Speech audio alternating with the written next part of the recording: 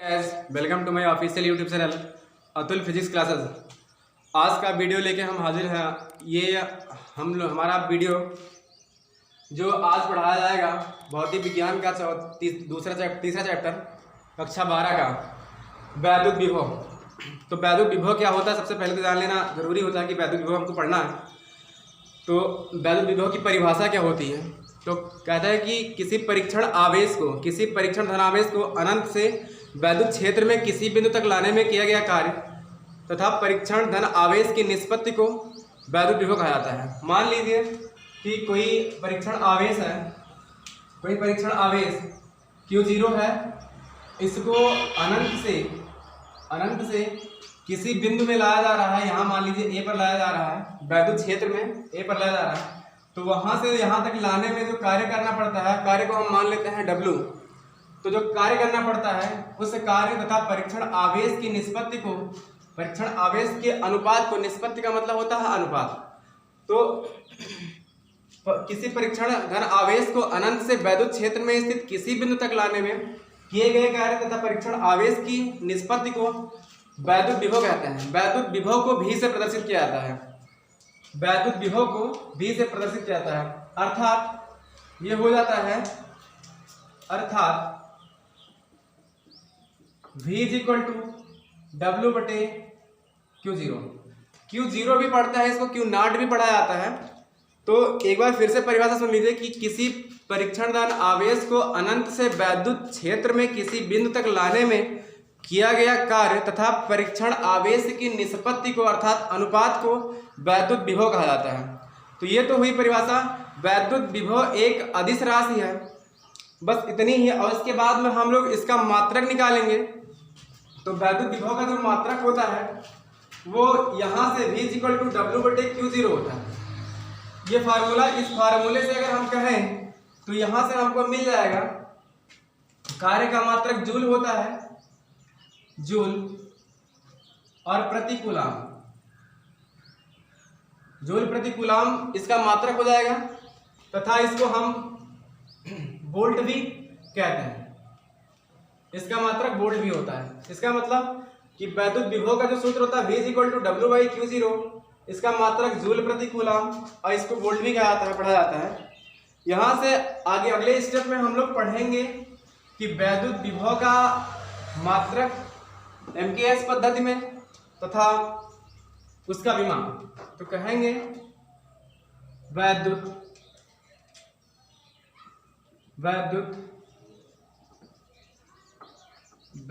विभव का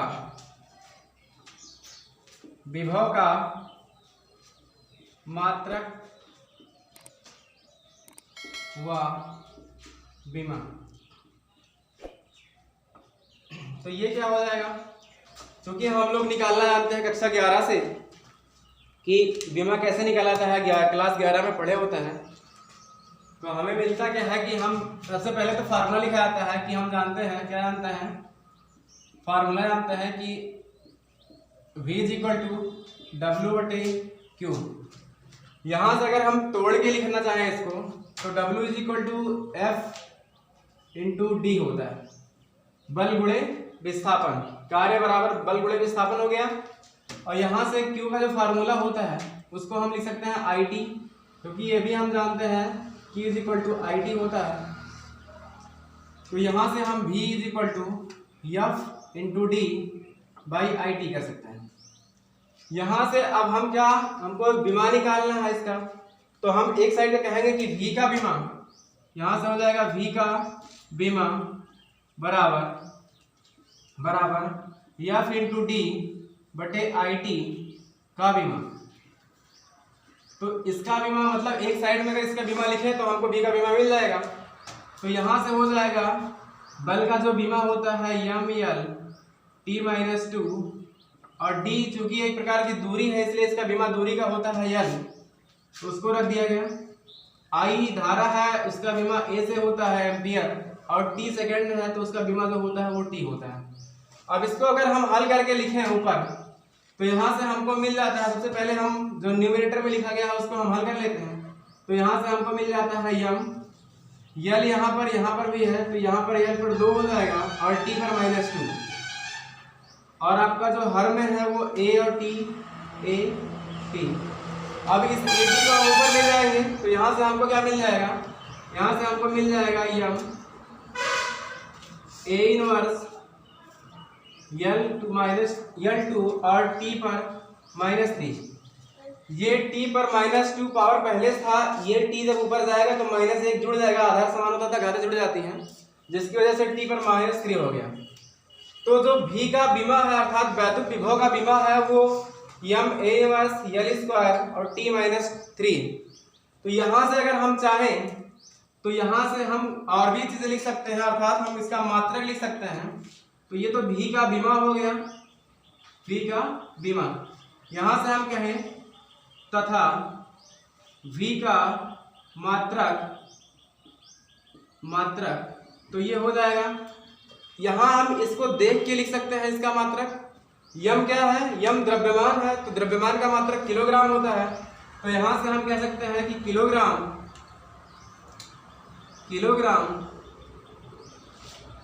ए क्या होता है, एम्पियर होता है। तो यहाँ से हम एम्पियर लिख सकते हैं, एम्पियर, उस पर इनवर्स लगा देंगे। यल क्या है, दूरी है, और उसका मात्रक मीटर होता है, तो इसलिए हम लिख देंगे मीटर, उसका स्क्वायर। और टी समय होता है, मात्रक सेकंड होता है, तो यहाँ से हम लिख देंगे सेकंड, और उस पर -3। तो एक हमारा जो मात्रक है वो तो यहाँ से हम अभी बताए थे पहले कि वो जूल प्रति कूलम या वोल्ट होता है। तो यहाँ से हमको क्या मिल जाता है, यहाँ से हमको मिलता है kilogram ampere inverse metre square second cube. उसके बाद जो अगली हेडिंग आती है वो वैद्युत विभवांतर का आता है। तो वैद्युत विभवांतर क्या है, उसको समझने के लिए सबसे पहले परिभाषा जरूरी होती है कि वैद्युत विभवांतर हम किसे कहते हैं। तो अगली हेडिंग हम डालेंगे वैद्युत विभवांतर।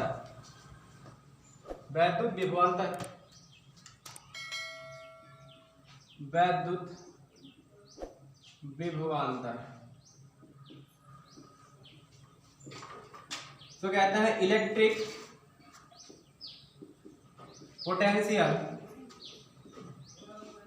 Potential difference.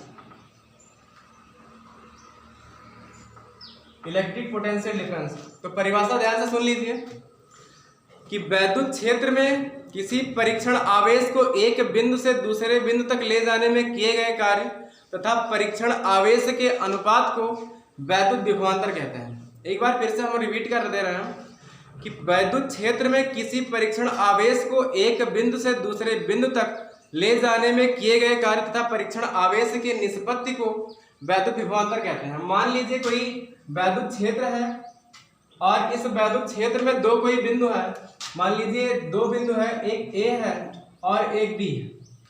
यहाँ से किसी परीक्षण आवेश को हम मान लो यहाँ तक लाते हैं, बी से ए तक, तो हमको W कार्य मिलता है। तो वैद्युत विभवांतर जो होगा वो VA माइनस VB, विभव अगर A का विभव VA है और B का विभव VB है तो यहाँ से हमको मिल जाएगा VA minus VB is equal to W/Q0। परिभाषा से ये मिल जाएगा। और जब कभी भी हम एक विभव से दूसरे विभव को घटाते हैं तो हमको एक छोटा विभव ही मिलता है, लेकिन उसकी छोटी मात्रा कम मात्रा मिलती है, तो उसको हम डेल्टा से लिख देते हैं। तो delta V is equal to यहाँ से हो सकता है, यहाँ से Q0, delta V is equal to W/Q0। तो ये वैद्युत विभवांतर का परिभाषा हुआ। इसका भी मात्रक वही है जो अभी हम लोग पढ़े, वैद्युत विभव का मात्रक है। अब इसमें आता है कि ये भी एक अदिश राशि है, जैसे आपका वैद्युत विभव अदिश राशि है वैसे ये भी एक अदिश राशि है। यहाँ से हम अब अगली हेडिंग जो पढ़ेंगे वो पढ़ेंगे इलेक्ट्रॉन वोल्ट। एक इलेक्ट्रॉन वोल्ट किसे कहते हैं, तो एक इलेक्ट्रॉन वोल्ट की परिभाषा, एक इलेक्ट्रॉन वोल्ट।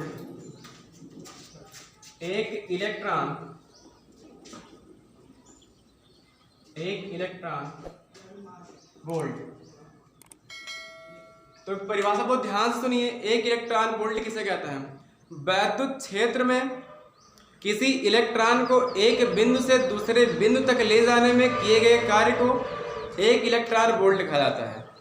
एक बार फिर से मैं रिपीट कर दे रहा हूँ वैद्युत क्षेत्र में किसी इलेक्ट्रॉन को एक बिंदु से दूसरे बिंदु तक ले जाने में किए गए कार्य को 1 इलेक्ट्रॉन वोल्ट कहते हैं। अब माना दो बिंदु ए और बी हैं, ए और बी हैं, जिनका विभव क्रमशः वी ए तथा वी बी है। अब यहाँ से विभवांतर जो हो जाएगा, विभवांतर तो यहाँ से हो जाएगा V A minus V B. तो इसके लिए हम फार्मूला अगर लिखें विभवांतर का तो V W is equal to Q zero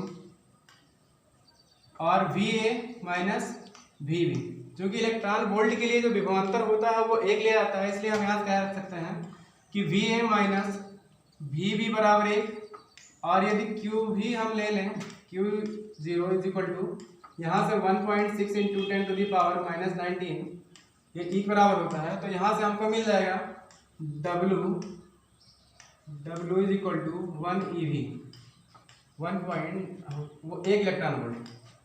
तो फिर implies that 1 electron volt is equal to 1.6 into 10 to the power 19 into 1, क्योंकि यहाँ पे मान रखा गया है आवेश का और V A minus V B का मान 1 है, तो इतना हो जाएगा जूल। इलेक्ट्रॉन वोल्ट के और भी बड़े मात्रक लिखे जाते हैं। बड़े मात्रकों में आता है kilo electron volt, kilo electron volt. यहाँ हम इसको शॉर्टकट में KeV भी लिखते हैं, तथा और बड़ा मात्रक मिलियन इलेक्ट्रॉन वोल्ट, मिलियन